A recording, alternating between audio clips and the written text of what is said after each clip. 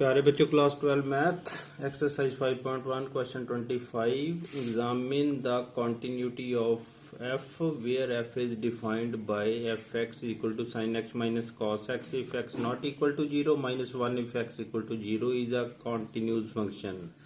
ये चेक करना कि ये फंक्शन कॉन्टिन्यूस है या नहीं एट डिफरेंट वैल्यूज। लो इसमें जो वैल्यू चेक करेंगे, एक तो x इक्वल टू जीरो पर चेक करेंगे, एक x not equal to zero पर चेक करेंगे। x इक्वल टू जीरो पर तो वैल्यू है -1। अगर लेस देन जीरो है, not equal to zero less than zero भी हो सकता है, ग्रेटर देन जीरो भी हो सकता है। लेस देन जीरो तब भी value sign x minus cos x, greater than zero sine x minus cos x. तो हम सिर्फ इसमें दो केस ही करेंगे क्योंकि ये तो सेम ही हो गया लगभग। एक तो x not equal to zero पर, दूसरी वैल्यू चेक करेंगे x इक्वल टू जीरो पर, कॉन्टिन्यूटी चेक करेंगे। लो case 1 x not equal to zero. तो let c be any real number belongs to domain x belongs to r, x not equal to zero. ये domain हमने set कर लिया जिसमें x zero के बराबर नहीं है कोई, हमने सी रियल नंबर मान लिया है। लो इसकी वैल्यू तो कितनी होगी फिर, नॉट इक्वल टू जीरो पर sine x minus cos x, f x is equal to sine x minus cos x. अब सी पर इसकी वैल्यू देखेंगे, f c is equal to sine c minus cos c, x की जगह सी value put कर दी। अब limit check कर लेते हैं। Limit x approaches c f x function की value, limit x approaches c sine x minus cos x. जहां एक स्टेप करना पड़ता हमें, put x is equal to c plus h, as x approaches c h approaches zero, h is any small number. तो limit x approaches c f x. अब जहां sine a plus b का formula लगाएंगे, जहां cos a plus b का formula लगाएंगे। Limit h approaches zero, sine a cos b plus cos a sine भी होता है ना, sine c cos h plus cos h sine c बन जाना, माइनस जहां ब्रैकेट में रखना आपने। जहां cos a cos b minus sine a sine b formula होता है ना, cos c cos h minus sine c sine h बन गया। स्क्वायर ब्रैकेट क्लोज कर दो। अब जहां ब्रैकेट खोल लेते हैं पहले, sine c cos h plus cos h sine c minus cos c cos h plus minus minus plus sine c sine h. तो अब ये वैल्यू एच अप्रोच कर रहा है जीरो, इसमें पुट कर देंगे sine c cos zero plus cos zero sine c minus cos c cos zero plus sine c sine h sine zero. तो जो कॉस जीरो तो हो गया 1, साइन सी आ गया इंटू 1। चलो एक स्टेप और कर देता, कॉस जीरो 1 साइन सी, ये साइन सी है, साइन सी लिख लो इसे, minus cos zero into 1 plus ये sign c, sign zero zero था तो ये वैल्यू आ गई साइन सी। जा ठीक कर ले, जहां आना कॉस सी साइन एच, तो जहां भी आएगा कॉस सी साइन एच, तो कॉस सी तो ऐसे ही आ जाना, साइन एच आ गया साइन जीरो। तो जहां वैल्यू जीरो, कॉस सी तो ऐसे लिख देंगे, तो कॉस सी तो ऐसे आ जाना इनटू साइन जीरो जीरो। तो ये साइन सी ये वैल्यू तो जीरो बन गई, प्लस जीरो माइनस कॉस सी साइन सी इंटू जीरो, ये भी जीरो बन गई। तो ये वैल्यू आ गई साइन सी माइनस कॉस सी। तो जहां भी साइन सी कॉस सी है वैल्यू, तो दोनों बराबर आ गया, because limit x approaches c fx equal to fc equal to sin c minus cos c. Therefore fx is continuous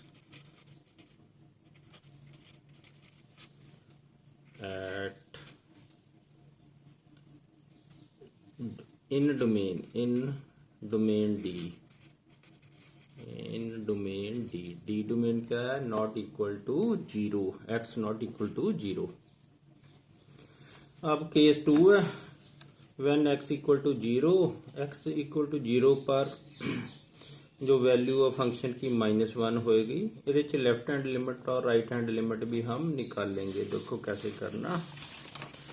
तो एफ एक्स की वैल्यू हमने देख ली है, फंक्शन की वैल्यू आ गई है -1, इसका मतलब एफ ऑफ जीरो आ गया -1।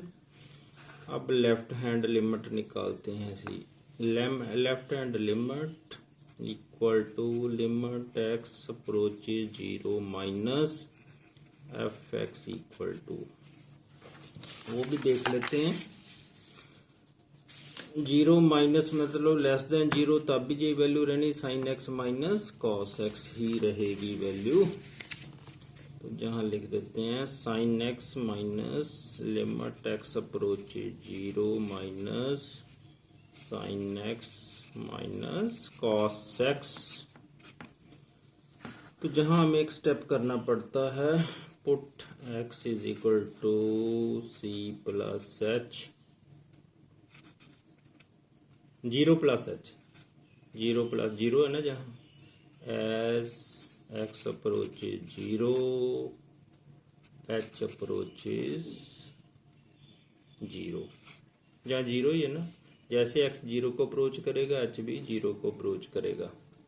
तो जहाँ हम जीरो प्लस एच पुट कर देंगे पहले, equal to limit h approaches zero plus a zero minus आना, जहाँ माइनस है ना पहले, ठीक कर लें। यहाँ put x is equal to zero minus h, left hand limit ले लिया हमने। लो एच अप्रोच जीरो, ये बन गया sine of zero minus h minus cos of zero minus h.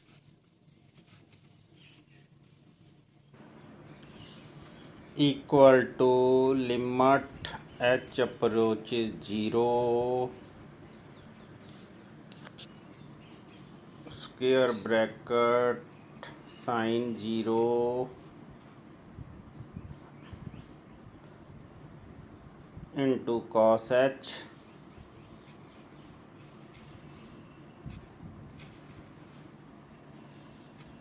Minus cos zero sine h minus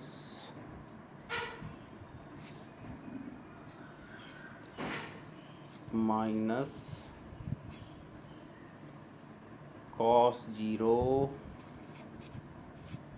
cos h plus sine zero sine h, small bracket close square bracket closed. क्योंकि limit h approach zero है तो h की value zero put कर देंगे, sine zero तो zero ही होता है into cos H, cos zero minus cos zero 1 होता है, sine zero minus small bracket, क्योंकि बाहर माइनस है ना, ब्रैकेट जरूरी है, कॉस जीरो 1, ये कॉस एच की जगह जीरो पुट किया, cos zero plus sine zero zero into sine h, तो साइन जीरो बन गया। ये तो जीरो बन जाना, zero into cos zero zero minus 1 into sine zero, जे भी zero, minus 1 into cos zero 1 होता है प्लस जीरो, तो यही एक वैल्यू बचेगी -1 इंटू 1 इज इक्वल टू -1। अब राइट हैंड लिमिट लेंगे, right hand limit x approach zero plus f x equal to limit x approach zero plus, तो x plus में भी वही वैल्यू होगी एफ एक्स की, वो देखो cos x minus sine x minus cos x, वही वैल्यू होगी। तो ये वैल्यू पुट कर दिया। Put x equal to 0 plus h as x approaches 0, h approaches 0, h is small number. Limit h approaches 0, तो एक्स की जगह हम लिख देंगे 0 plus h. Sine of 0 plus h minus cos of 0 plus h, bracket small close, square bracket closed. अब formula लगाएंगे हम 0 plus h का ए प्लस बी का। लिमिट एच अप्रोचेज 0, जहाँ फार्मूला लगा देंगे a plus b sine 0 cos h plus cos 0 sine h minus small bracket शुरू कर लो क्योंकि साइन माइनस का ना बाहर, तो जहाँ फिर formula cos of a plus b का लगाएंगे। Cos 0 cos h minus sine 0 sine h, small bracket close, square bracket close, equal to. अब ये हमने कोसाइन 0, साइन 0 तो 0 होती है, कॉस एच तो कॉस 0, एच अप्रोच 0 ना, एच की जगह हम 0 वैल्यू रिप्लेस कर देंगे। प्लस कॉस 0 1 होता है, sine 0 into sine 0 minus bracket में कॉस 0 1, ये cos 0 minus sine 0 0 into sine h sine 0। 0 और कॉस 0 1, ये मल्टीप्लिकेशन है। Plus 1 into sine 0 0 minus bracket में 1 into cos 0 1 minus 0 into sine 0 0 होता है। इसे सिंप्लीफाई करोगे जे तो 0 बन गया, जे भी 0, जे ही बचना एक, माइनस 1 इंटू 1 माइनस 1, जे भी 0 बन गया। Because left hand limit equal to right hand limit equal to f 0 is equal to minus 1, दोनों लिमिटें बराबर आ गई। माइनस 1 जे भी माइनस 1 और वैल्यू ऑफ द फंक्शन भी minus 1। Therefore, fx is continuous at x equal to a. Therefore, fx is continuous for all values of r.